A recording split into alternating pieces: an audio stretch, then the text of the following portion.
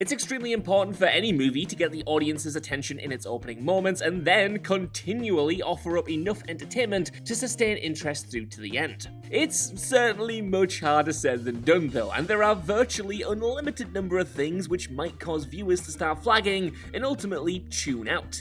With that in mind then, I'm Josh from WhatCulture.com and these are the 10 exact moments movies lost us. Number 10, the thieves have sympathetic motivations. Home Sweet Home Alone. Now, admittedly, Home Sweet Home Alone lost a lot of people the second the direct-to-Disney Plus reboot of the beloved comedy franchise was announced. But its patent misunderstanding of the original's appeal was proven beyond any doubt as soon as the film introduced us to the reboot's new thieving duo. Rather than simply redo the beloved wet/sticky bandits from the first two Home Alone movies, Home Sweet Home Alone reimagines the thieves as Jeff and Pam Mackenzie, an all-around nice couple who have simply fallen upon hard times. They soon discover though that a unique doll in their possession is valuable enough to let them keep their home, and when it goes missing they suspect that a young boy who visited their house, Max, has stolen it. Now, while it obviously transpires that Max didn't steal the doll, it's incredibly easy to accept their suspicions and thus sympathise with their desperate attempts to pay him a visit and get the doll back. Was trying to break into Max's home wrong? Sure, but it's certainly not an act worthy of the violence that they're ultimately subjected to by Max's traps throughout the film. While there was definitely potential in flipping the original concept on its head, that clearly wasn't the filmmaker's intent, and so this is ultimately just a case of a remake that probably should have stuck to rehashing the original. Given that audiences are far more likely to cringe than laugh at these basically good people being repeatedly injured, it just doesn't work conceptually or tonally. Number 9, Evil Dies Tonight, Halloween Kills. Like, for real, take a shot every time someone says Evil Dies Tonight in the Halloween movie.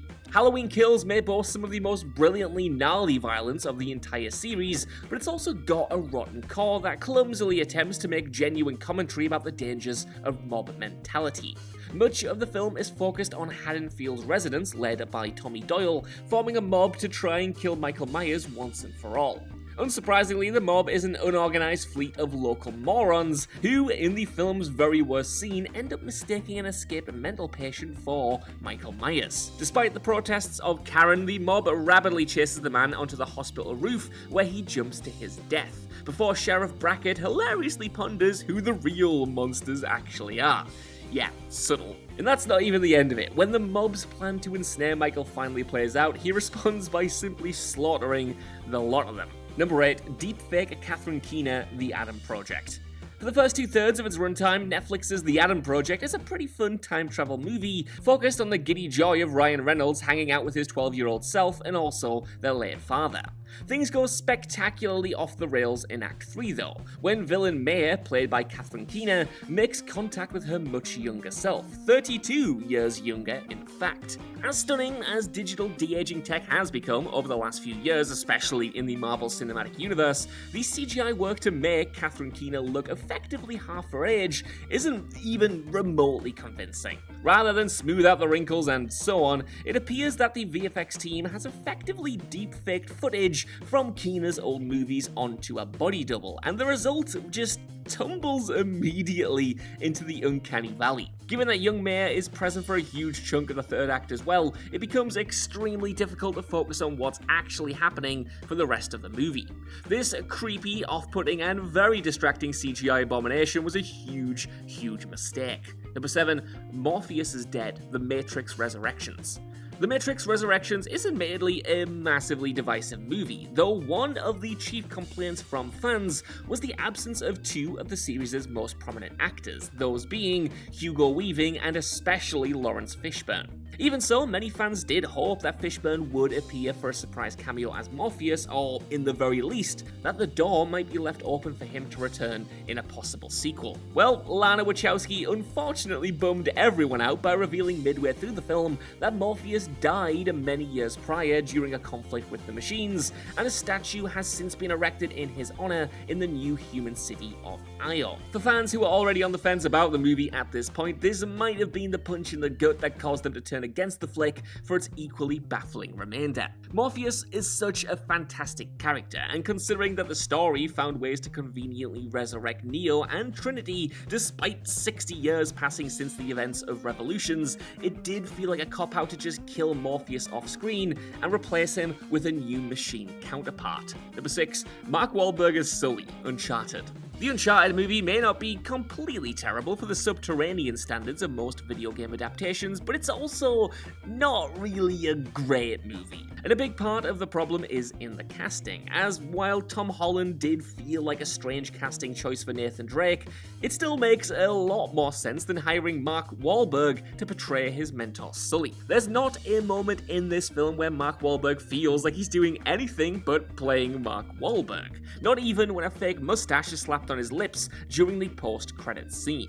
From his very first scene, it's clear that Wahlberg isn't making any effort at all to actually inhabit the video game Sully, but instead bending the character to the same generic action hero archetype that he plays every damn time. It's clear that Wahlberg was cast for cynical commercial reasons, being a box office draw and all, rather than because he was remotely well suited to play a younger version of this character. And given the many capable actors who could have surely embodied Sully with real gusto, I mean, hell, Nathan Fillion, anyone? His phoned-in presence throughout helps sink the entire enterprise. Number 5. Leon is a total loser. Resident Evil: Welcome to Raccoon City. When it comes to video game adaptations butchering characters from the source material though, Uncharted is thoroughly one-upped by the wretched Resident Evil: Welcome to Raccoon City. Now this is admittedly a film with many issues coming out the wazoo in pretty much every direction, but its true cardinal sin was the decision to treat beloved franchise hero Leon S. Kennedy like an absolute chump. And with this one, it's like, where do I even begin? The first time we see him, he's boozed up, hungover, and a complete mess of a rookie cop. And throughout the film, pretty much just serves as the butt of everyone's jokes in the Raccoon City Police Department. Falling asleep at the RPD front desk is one thing, but it's also mentioned that he accidentally shot his partner prior to the events of the film, yet was spared of firing due to his father's connections on the Force. Leon then ends up doing almost nothing useful throughout the entire film, except for firing a rocket at a mutated William Birkin in the finale. While Leon was certainly a wet around the ears rookie in the Resident Evil 2 video game, this is just something else entirely, something bordering on character assassination, which sucks because the actor playing Leon is clearly very good and could have done the original version of this character justice. Ugh, it's just, in a movie skating on thin ice with fans already, this was the last straw for many. Number 4, Leatherface kills Sally, Texas Chainsaw Massacre. Netflix's Texas Chainsaw Massacre sequel was basically fashioned as a shameless ripoff of 2018's Halloween, to the extent that it similarly reintroduced its franchise heroine as a battle-hardened badass ready for one last fight with the murderous villain.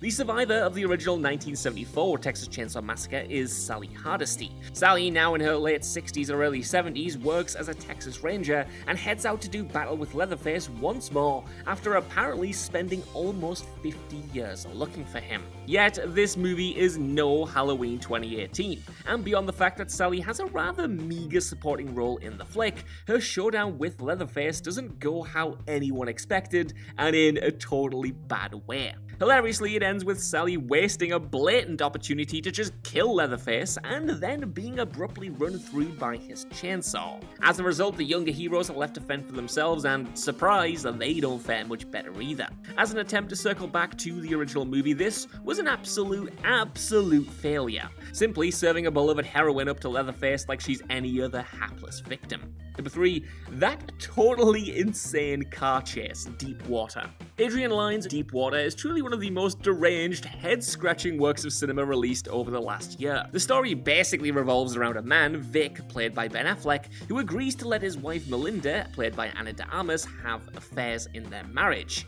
though the men she consorts with have a habit of going missing or turning up dead. There's a single scene near the end of the film that's basically the tipping point at which Deep Water becomes impossible to take even remotely seriously though. After Vic murders Melinda's former college flame Tony, Vic and Melinda's friend Don catches Vic attempting to submerge Tony's body underwater. Are you still with me?